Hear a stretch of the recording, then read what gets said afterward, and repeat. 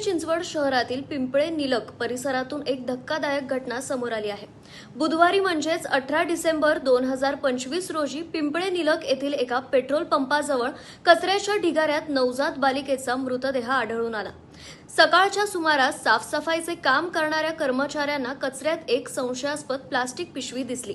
जवळ जाऊन पाहिल्यानंतर त्या पिशवीत नवजात अर्भक असल्याचे लक्षात येताच त्यांनी तात्काळ पोलिसांना माहिती दिली। सांगवी पोलीस ठाण्याचे अधिकारी तातडीने घटनास्थळी दाखल झाले आणि बाळाला जवळच्या रुग्णालयात हलवण्यात आले। मात्र डॉक्टरांनी बालिकेला मृत घोषित केले।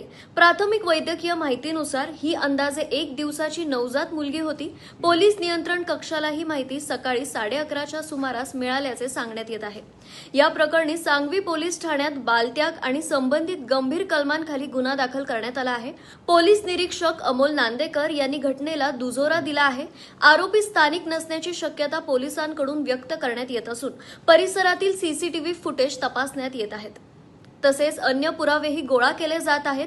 या घटनेमुळे नागरिकांमध्ये तीव्र संताप आणि शोक व्यक्त केला जात असून अशा अमानवी घटनांना आळा घालण्यासाठी समाजात अधिक जनजागृती आणि सक्षम मदत यंत्रणांची गरज असल्याचे पुन्हा एकदा अधोरेखित झाले आहे।